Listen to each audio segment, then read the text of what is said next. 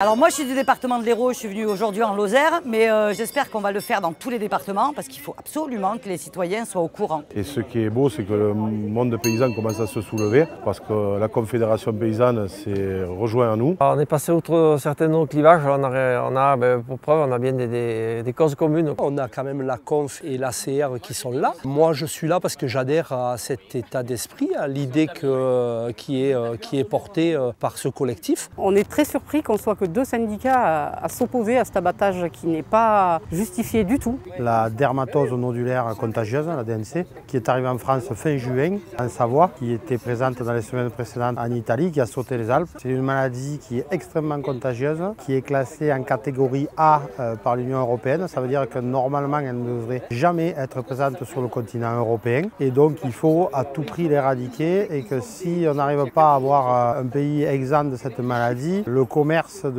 bovins est interdit en fait. Et l'État français, contrairement aux autres États du continent européen, l'État suisse et l'État italien a choisi une stratégie sanitaire qui nous paraît désastreuse, nous, à la Confédération paysanne et à la coordination rurale. C'est-à-dire qu'elle a choisi la stratégie de l'abattage total. On va parler de dépeuplement, c'est de la tricherie, c'est des mensonges, c'est de l'éradication. Là c'est un massacre parce que la plupart des bêtes sont saines, sont très saines. C'est un génocide animal et humain parce qu'il faut voir un peu les conséquences que ça a chez les éleveurs qui pendant toutes des vies et des vies entières élèvent leurs troupeaux. On ne donne pas la vie à des animaux pour les voir partir comme ça dans des conditions terribles. Tuer des troupeaux entiers, c'est un massacre, hein, clairement.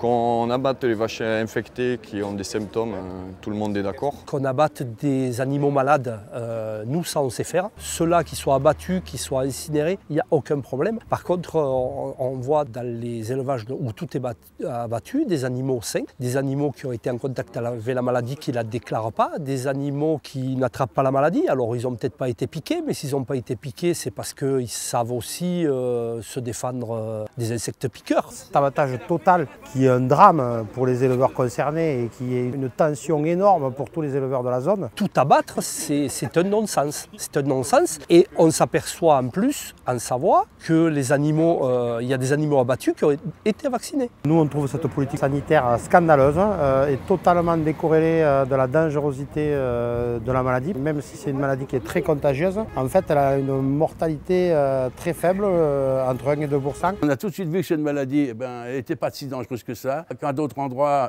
au-delà de la Méditerranée, ils savaient très bien la gérer. La mortalité de cette maladie, elle arrive difficilement aux 5%, même en Israël où ils n'ont jamais pratiqué l'abattage total. On voit qu'en fait, il n'y a pas d'incidence sur la mortalité des animaux, qu'on pratique l'abattage total ou qu'on soit en abattage partiel sur les cas cliniques. Mais bon, c'est une maladie qui tue pas plus d'animaux que la FCO ou la MHE.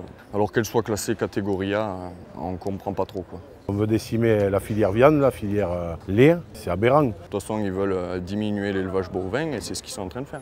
On est en train de perdre toute notre richesse du pays.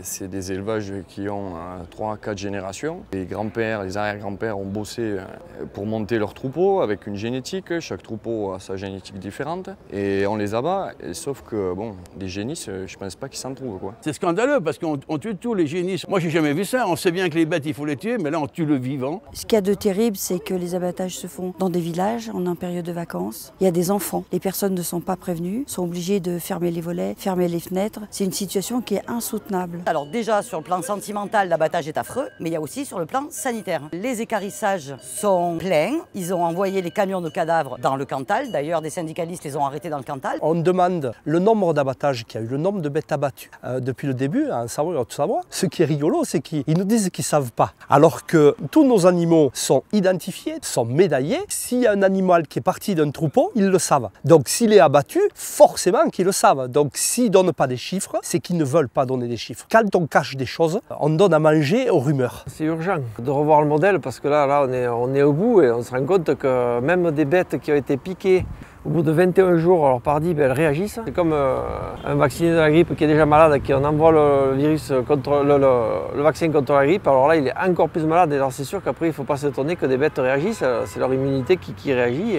Le protocole n'est pas efficace. Donc il faut vite se remettre en question et aller chercher des protocoles de soins et soigner nos animaux Visiblement, nos voisins suisses et italiens ne procèdent pas de la même façon. Ils réagissent de manière plus pragmatique. C'est ce que nous, on aimerait que l'État fasse et non qu'ils suivent ces fameuses directives là, qui sont avalisées par le ministère. L'urgence, c'est de forcer le bras du gouvernement pour lui faire changer de politique sanitaire, de lui faire comprendre que cette politique sanitaire, elle est infondée et inefficace. Malgré ces moyens radicaux, l'épizootie progresse, quoi. Et on n'arrête pas une épizootie qui est transmise par des mouches au mois d'août faisant des abattages totaux. C'est pas possible, quoi. C'est la vaccination, l'isolement, l'euthanasie ciblée et les soins aux animaux, et c'est tout. Il faut travailler sur le vaccin, il faut le produire, il faut le développer très très vite pour stopper un maximum la maladie. Par pitié, travaillez le vaccin, fabriquez-le, distribuez-le et piquez à toute vitesse. On veut bien vacciner, mais bon, il n'y a pas de vaccin, donc... On est dans une impasse, il faut absolument qu'ils nous donnent la main, le ministère de l'Agriculture qui nous donne la main et qui disent débrouillez-vous parce que eux, là, ils viennent de démontrer clairement qu'ils sont incapables.